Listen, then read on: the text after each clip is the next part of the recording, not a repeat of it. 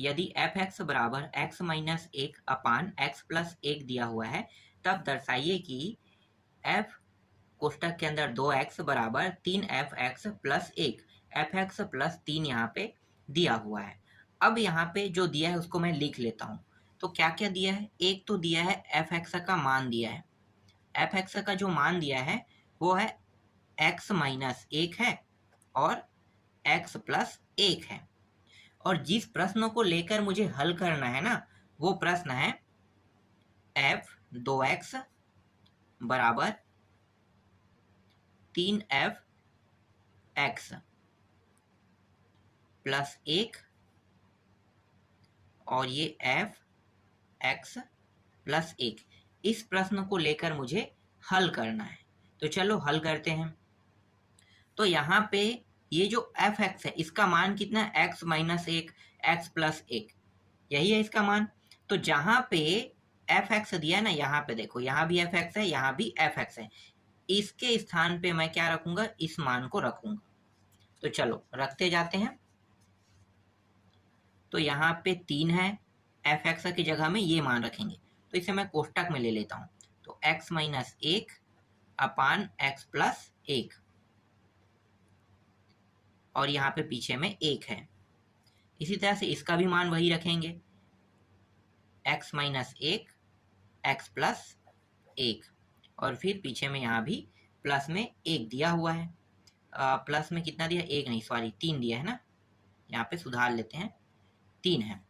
ठीक है, तो इस तरह से यहाँ पे 3 दिया हुआ है। अब इसको हल कर लेते हैं। थोड़ा सा छोटा करेंगे, जितना छोटा हो सके उतना छोटा करेंगे।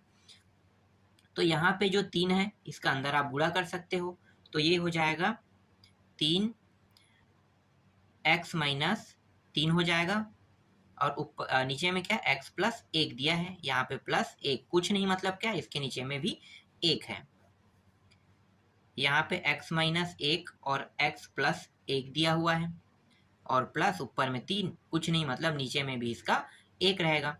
अब देखो यहाँ पे ये दोनों बराबर नहीं है, ना ही ये दोनों बराबर है। हर अगर बराबर होता तो आसानी से मैं जोड़ सकता था, घटा सकता था। ठीक है, यहाँ पे जोड़ने का फॉर्म दिया है तो जोड़ सकते थे, लेकिन हर बराबर नहीं। इसका मतलब क्या है कि हम पहले हर को बराबर करेंगे। तो बराबर करो, तो इस एक का ऊपर नीचे इन दोनों के साथ गुणा होगा। तो एक का गुणा करेंगे तो ये जैसा है वैसा मान प्राप्त होगा, और नीचे भी x प्लस एक।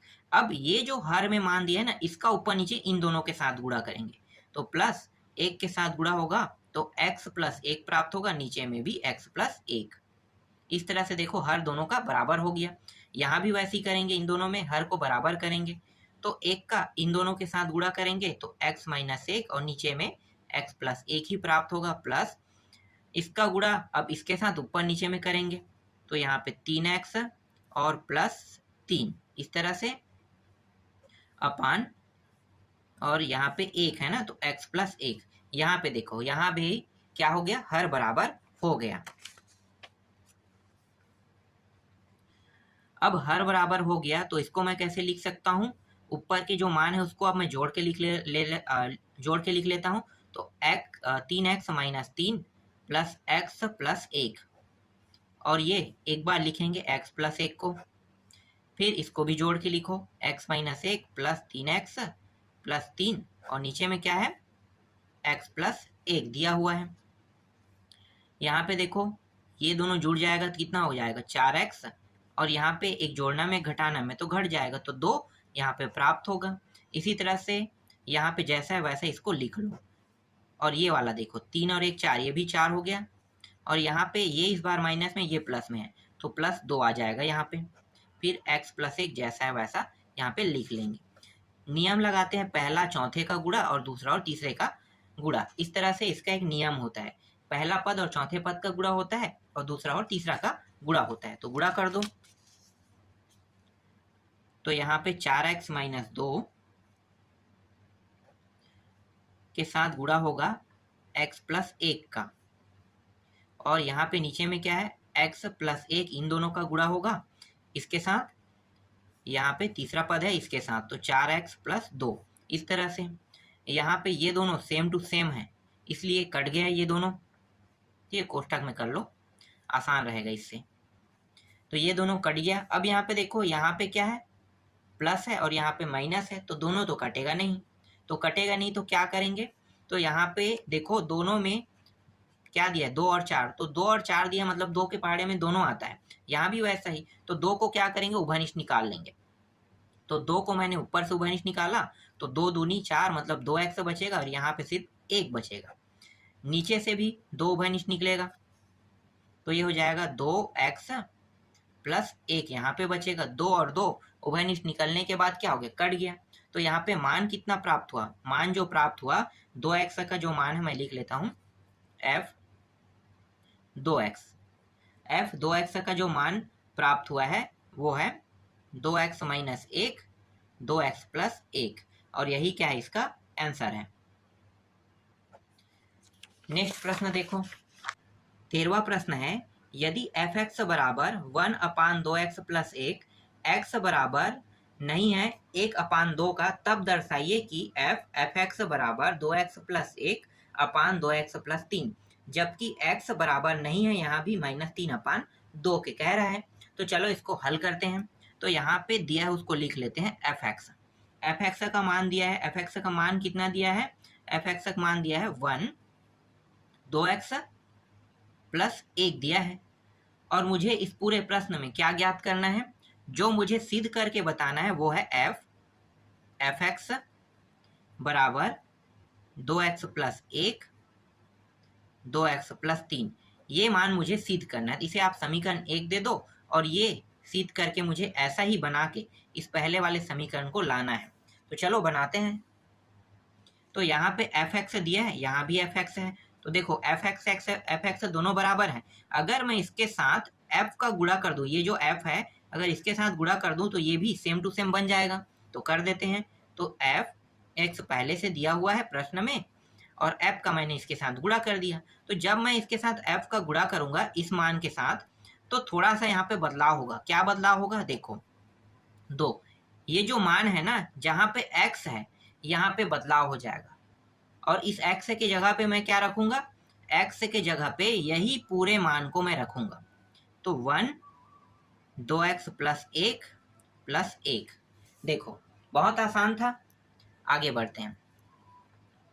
1 इस 2 का अंदर गुणा कर दो, फिर 2 और नीचे में 2x प्लस 1 दिया है और ये प्लस 1, कुछ नहीं मतलब क्या है, 1 होता है इसका मतलब।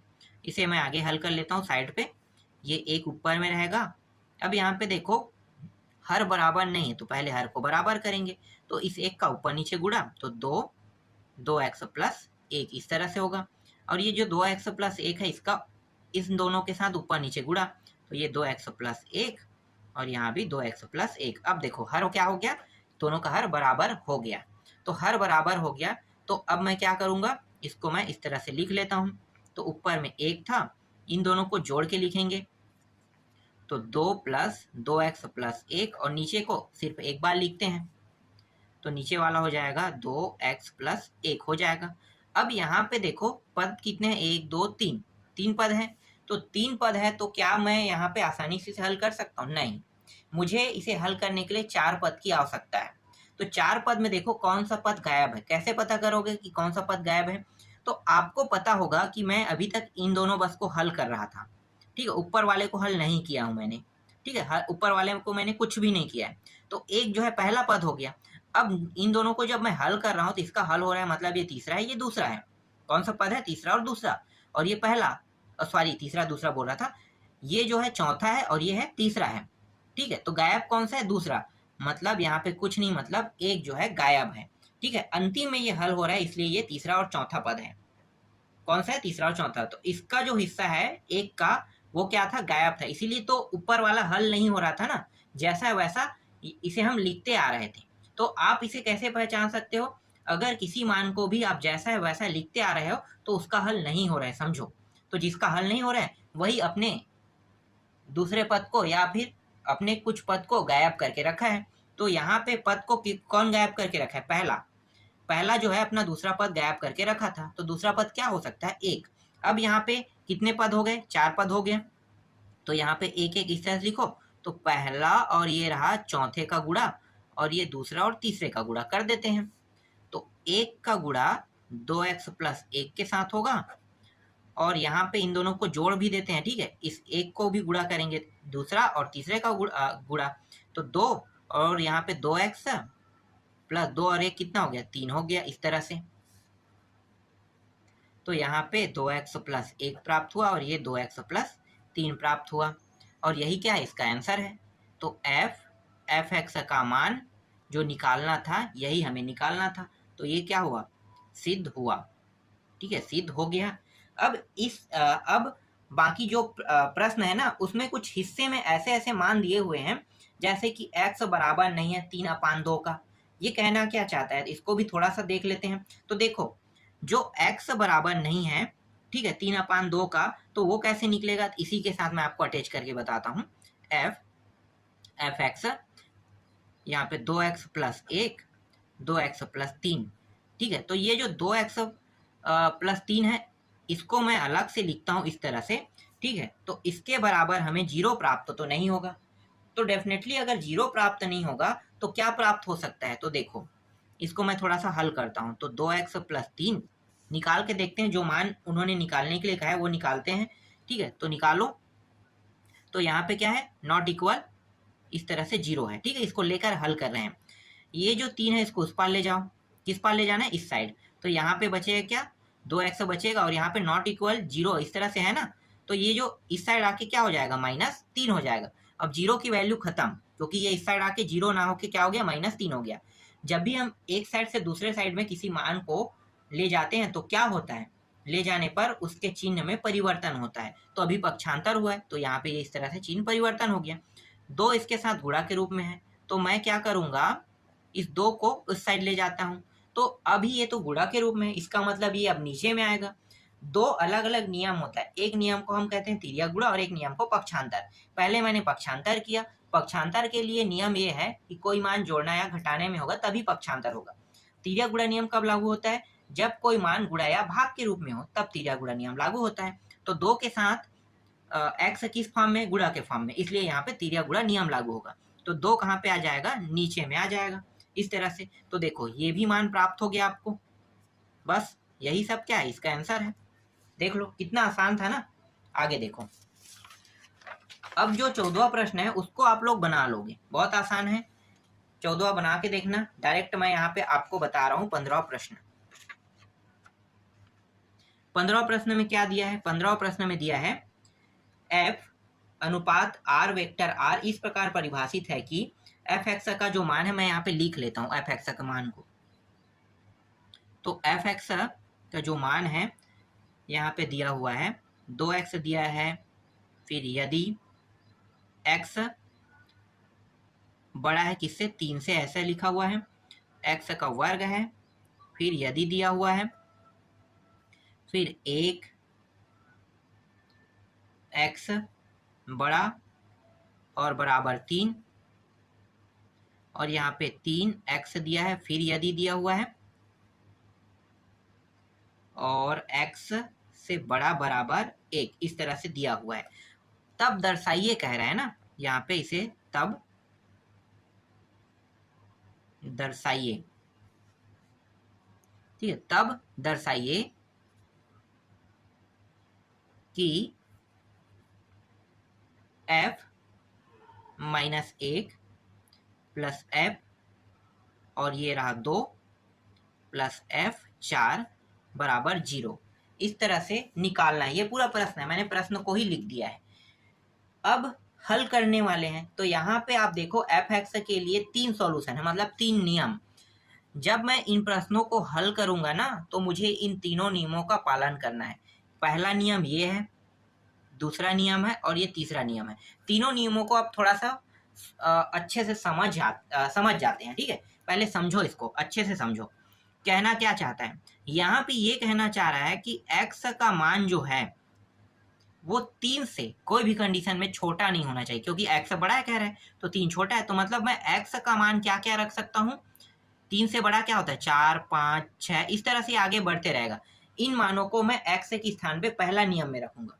दूसरा नियम में देखो, x से बड़ा है, 1 से बड़ा है x, और x से बड़ा और बराबर 3, इसका मतलब ये है कि 1 और 3 के बीच में कितने संख्या है, 2, सिर्फ 2 ही बस इसके बीच में आएगा, लेकिन यहाँ पे बराबर का चिन्ह लगा है, इसका मतलब मैं 3 को भी ले सकता हूँ। तो यहाँ पे 3, तो x का मान क्या क्या मैं रख सकता हूँ, सिर्फ 2 और 3, दूसरे नियम के लिए। समझ में आ गया, 2 और 3। अब तीसरा नियम में देखो, तो तीसरा नियम में है यहाँ पे x से बड़ा बराबर क्या है, 1। तो x से बड़ा और बराबर क्या है, 1। तो 1 का जो मान है मैं कोई भी कंडीशन में 1 से अधिक नहीं रख सकता, मतलब अंतिम जो मेरा मान रहेगा वो 1 रहेगा। 1 के नीचे क्या होता है, 0, 0 के नीचे -1, -1 के नीचे -2, इस तरह से ये पीछे की ओर बढ़ते जाएगा, लेकिन अंतिम जो मान रहेगा 1, 1 से बड़ा नहीं होगा। ये तीसरा कंडीशन कह रहा है। अब इन तीनों कंडीशनों का पालन करते हुए क्या करेंगे, प्रश्नों को हल करेंगे। तो पहले मैं इसको ले लेता हूँ, f-1 को निकालो। तो f-1 की तुलना मैं पहले करूंगा f(x) से। तो यहाँ से मुझे x का मान प्राप्त हो जाएगा, f कट गया, -1 और ये x का मान कितना आया, -1 बराबर x, तो x का मान आ गया -1। अब मैं f-1 के लिए हल करता हूँ। तो f-1 के लिए कौन सा नियम लगाएंगे, देखो तीनों नियम में। तो यहाँ पे देखो माइनस में आया ना मान, ध्यान देना, यहाँ पे किस में है, माइनस। तो माइनस में आया तो देखो यहाँ पे x का मान माइनस में किस में है भाई, ये रहा तीसरा नियम। तो तीसरा नियम का जो प्रश्न है वो क्या है, यहाँ पे देखो तीसरा नियम का प्रश्न है, यहाँ पे 3x दिया है ना, तो 3x है, तो 3x को लेकर हल करूंगा। तो यहाँ पे 3x रखो और x की जगह पे क्या रखूंगा, यहाँ पे देखो ना माइनस है ना, तो 3 - 1 बराबर यहाँ पे कितना प्राप्त हो रहा है, -3 प्राप्त हो रहा है। ठीक है, इसे मैं समीकरण 1 नाम ले देता हूँ। अब दूसरा देखो f2 दिया है, तो ये f2, तो यहाँ से x का मान अगर मैं निकालता हूँ तो कितना आएगा, इसकी तुलना f(x) से करो, तो 2 बराबर x, तो f का मान x का मान 2 यहाँ पे प्राप्त हो रहा है। अब देखो x का मान 2 कहाँ पे है, तो हम नियम में ही चेंज करेंगे ना, तो x का मान 2 यहाँ पे है, मतलब हम दूसरे नियम का उपयोग करेंगे। तो ये x का वर्ग है, तो x की जगह में क्या रखेंगे, यहाँ पे 2 रखेंगे, तो रखो। तो f2 के लिए जब हल करेंगे तो x का वर्ग दिया है, और इसके स्थान पे x की जगह में क्या रखेंगे, 2, तो 2 का वर्ग बराबर यहाँ पे प्राप्त हो गया 4। ये दूसरा समीकरण है। अब तीसरा देखो यहाँ पे f4, तो f4 के लिए हल करेंगे, तो f(x) से जब मैं तुलना करूंगा तो 4 बराबर x, तो x का मान 4 प्राप्त होगा। अब x का मान 4 किस में प्राप्त हो रहा है, कौन से नियम में, देखो तो यहाँ पे 4, 5, 6, तो यहाँ पे प्राप्त हो रहा है, इसका मतलब मैं इस नियम का उपयोग करूंगा। तो यहाँ पे आगे में क्या दिया, 2x दिया है, तो लिखो f4 बराबर 2 गुणित x है ना, तो 2x पहले लिख लो, बराबर 2 गुणित 4, x का मान 4 है, तो ये हो जाएगा 8। ये तीसरा समीकरण। अब यहाँ पे देखो प्रश्न में क्या कहा है कि इन तीनों को जोड़ना है कह रहा है, तो जोड़ो इन तीनों को। तो समीकरण यहाँ पे लिखो, समीकरण 1, 2 और 3 को क्या करने पर, जोड़ने पर जोड़ देते हैं। तो मान क्या क्या प्राप्त हुआ, 1 का मान -3 प्राप्त हुआ है, 1 का मान 4 प्राप्त हुआ है, और 1 का मान 8 प्राप्त हुआ है। सभी को जोड़ने पर तो कितना प्राप्त हो रहा है, यहाँ पे 9 प्राप्त हो रहा है। तो यही 9 क्या है, इसका आंसर है, ये रहा आपका आंसर 9।